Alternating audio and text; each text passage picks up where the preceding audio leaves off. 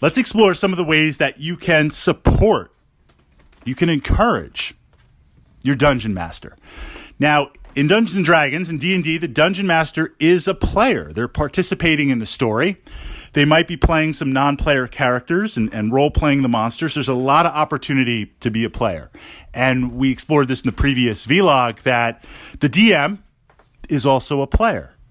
But the DM also has the burden, the responsibility to run the adventure and resolve the rules, to keep that narrative going, to make sure that every player at the table, their voice is heard and they're able to contribute to the story, and to do the best they can so that at the end of the day, we're taking a few hours out of our life to play D&D to really help facilitate and create a memorable moment.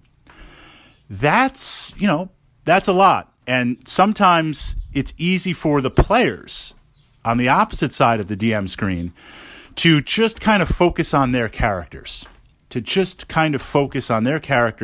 and play that avatar on the table.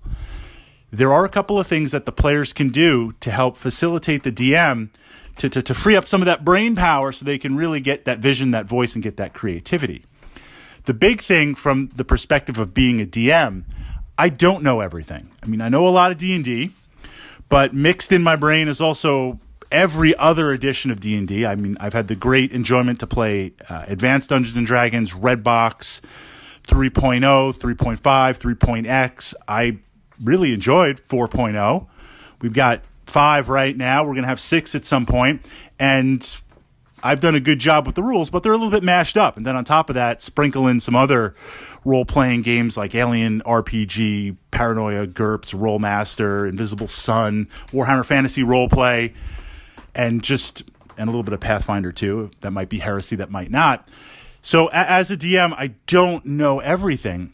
It's helpful that for the character you're playing, especially if the character is a little bit uncommon and you've got a different build, especially as we get to the higher levels where now we're opening up multiple feats and abilities, you kind of know what your character can do.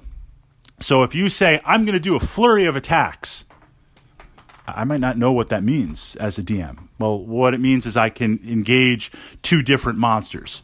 So be ready to know your abilities. And I won't say have them memorized, but maybe have them marked off or the pages noted in the player's handbook, or if it's a different type of class guide or adventure guide. So this way you can let the DM know at certain points where your character interacts, like, you're playing that monk and your fists also do cold damage. So when you strike, don't just say 12 points of damage, be like 12 points of damage and 4 points of cold.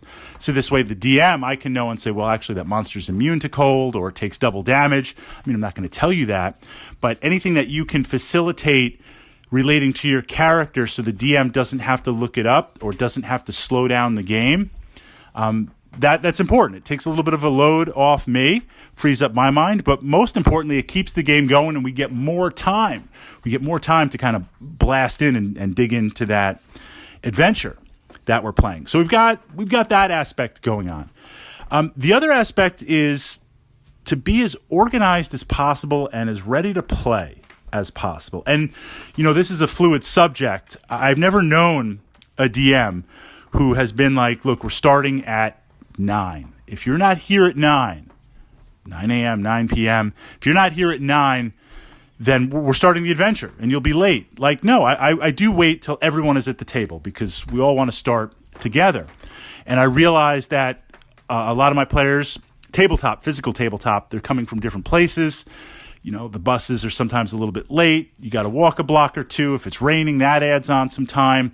So it's not just like as exact as possible, but in the best of our ability to not only arrive close enough to starting time, but also to the best of our ability to have our character sheet ready, our dice ready, our notes ready, if you're virtual, if you're digital, if you're physical. So literally you can sit down and we can start playing. That makes it easier for the DM to get ready and start. That gives us more time to play D&D.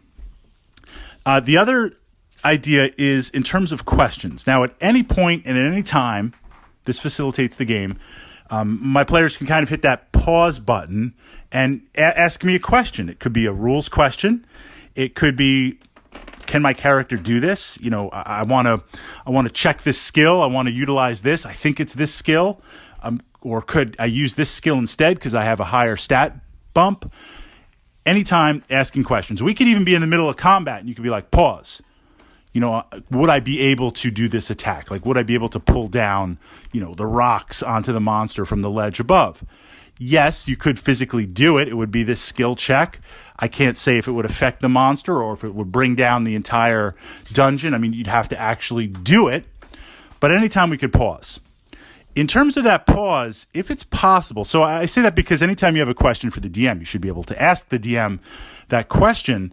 Anytime you have a question, is it a question in the game right now? Is it a question related to the adventure?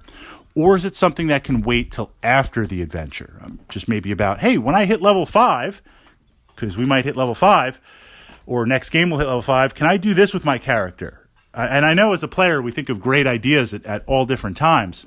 But if it's not relative to the game in the moment, let's see if we can hold it till after. Because we don't want to take up adventure time, but more importantly, we don't want to break that narrative. We don't want to kind of put that narrative on pause with how it operates. I find those ideas, and I find as a player, if I can ask myself, yes, I'm responsible for my character, but are there little things I can do to ease that mental calculation burden on the DM, because that's going to make the game move smoother. That's going to help innovation and world building. That's going to pull in all the players. That's going to make an amazing adventure. And on a very, very real practical time, we're taking time out of day-to-day, real life, whatever real life is for all of us. Let's pack in the most D&D. Let's get the most of the adventure that we can. Let's really streamline that and get the most table time, or virtual time, I should say, that we can.